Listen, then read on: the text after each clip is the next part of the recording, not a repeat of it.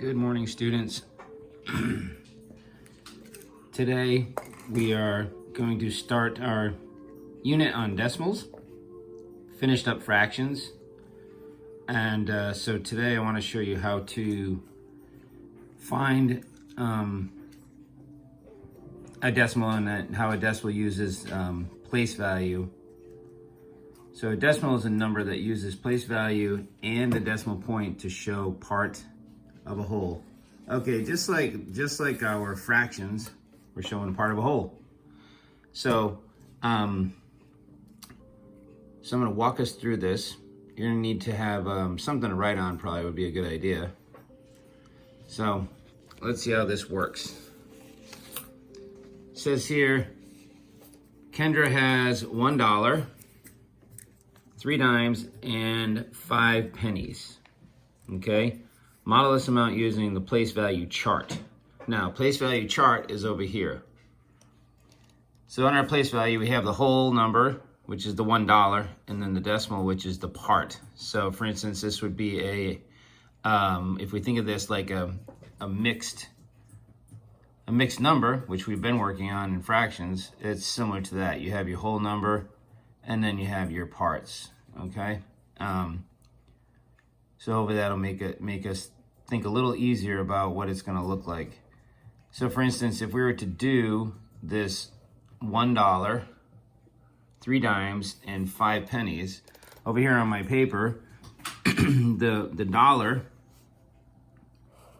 drew a little chart here. So here's our ones, which is the whole number, right, that we're working on. So we have our ones,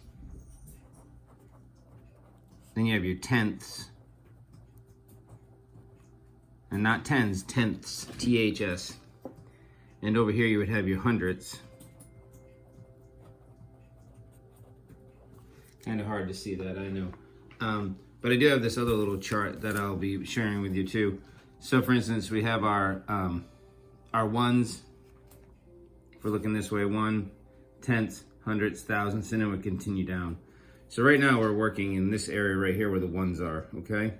So ones, tenths, and hundredths is basically what my chart is over here. So for this instance, we have $1, which would be our $1, and we have 3 dimes, which is 30 cents, right? 3 tens, and we have our 5 pennies, okay? So I just dropped my money that I'm going to show you on the floor. Oh, let's go back over here for a moment. Okay, so now that we saw the chart, so you know that $1 is equal to how many cents, which we should all know. $1 is equal to 100, okay? 100 cents, right? So again, so the $1 will equal 100 cents, right?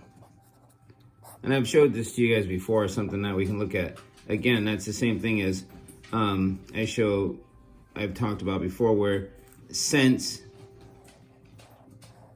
meaning 100, okay? So for instance, if you had, I know this is off on a little bit of a tangent, but you know, you guys are used to this. So for instance, 1 centimeter equals, or 1 meter equals 100 centimeters. So when we see this part, cent, we can think of 100, okay? So this is gonna come into play later when we do our measurement, but I like to throw out some random facts as we do this, as you know. So back over to our 100 cents. So $1 is 1 whole. So write 1 in the ones place, which is right here, which we did. Okay. So 1 dime is 1/10 of a dollar, and Kendra has 3 dimes, right? So we're going to write our 3 over here in the tens place. And then 1 penny is 1 of 100 equals the part of a dollar. So 1 of 100 equals part of 1, which is the hundredth right here. Okay, so 1 penny is equal to 1/100th of a dollar. So she has 5 pennies. So she has 5 cents. All right. Now, the decimal that represents the amount of money Kendra has is $1.35, which over here we have this, which would be our $1.35. Okay, that's how we would write it. You can use models to represent decimals also. So up here, they show you the 1 whole, the 1/10, and the 1/100th. Okay. So for instance, compare the place value chart that represents the fraction of the grid and the shaded at the right, which is over here. Okay. So what we're gonna do is we're gonna look at. There are blank squares shaded out of the total of blank squares, correct? So if we look up here, how many squares are there? We have 42, okay? Therefore, there are 42 squares that are shaded out of, that's a 100, correct? Everybody knows this is a 100. Your tens, your hundreds, okay? All right, so what that's telling you is that I'm gonna have my helper cameraman Parker over here help me out. So if you can just shine that down on here. Back up a little, buddy. Okay, good. All right, so there are, right here, there's 42 squares, which is written as 0.42 because it's out of 100, okay? 2 spaces, 100. Okay, 2 spaces after the decimal point is the hundredths, okay? Out of a total of 100 squares, because where you get this number from, it's because it is 42 over 100, written as a decimal, is this way, okay? In words, this is 42 hundredths is how you say it.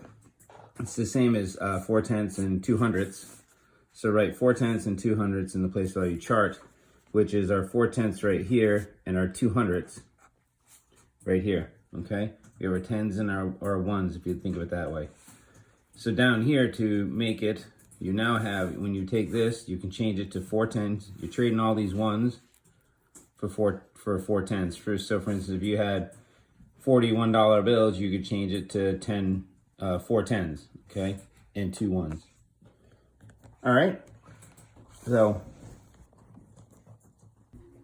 our use number sense. Pablo has 6 dimes, Mark has 6 pennies. How many times greater is the value of 6 dimes than 6 pennies? Okay, so already we have a couple of key words to look at here, right? First of all, we know that Pablo has the,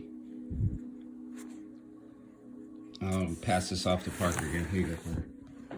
We know that down here, we know that Pablo has 6 dimes and Mark has 60 cents, and it says how many times greater?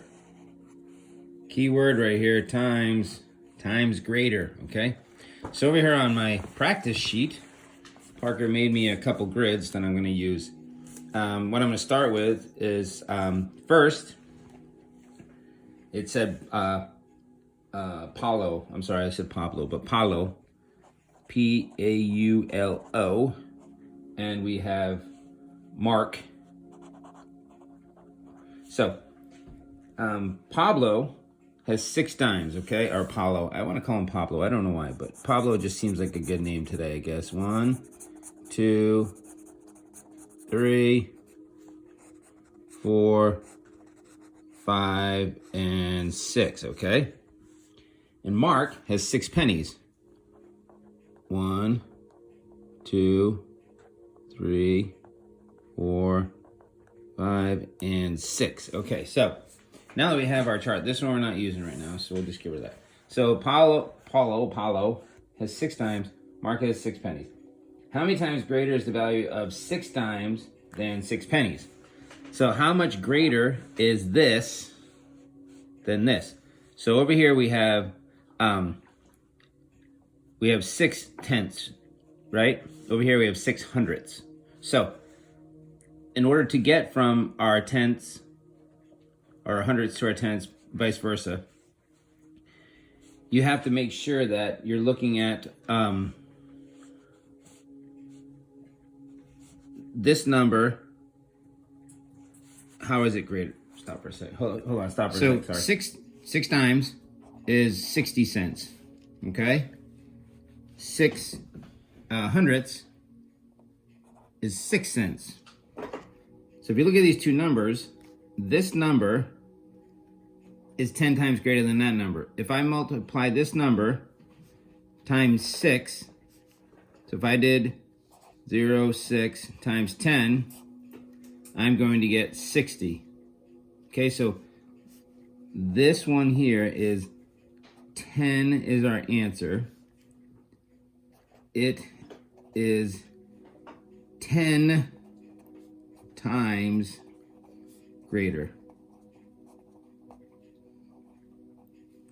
Okay, so with that being said, if you have 60 cents and 6 cents, you could divide these two, you'd end up with 10. You can multiply them, but there's 6 tens, which if you think about that, that's 60 cents. This is 6 cents, because this is out of, if you did 10, 20, 30, 40, 50, 60, 70, 80, 90, this is 100. If you did it that way, if you wanted to say all the tens. So 6 of the tens is 60. 6 hundredths is 6 cents. So that's how you would figure that out looking at your chart. If to model it, you could do that and then know that the number here, this one is 6 times greater than that one. All right. So if you have any questions, I'll try to post some work online.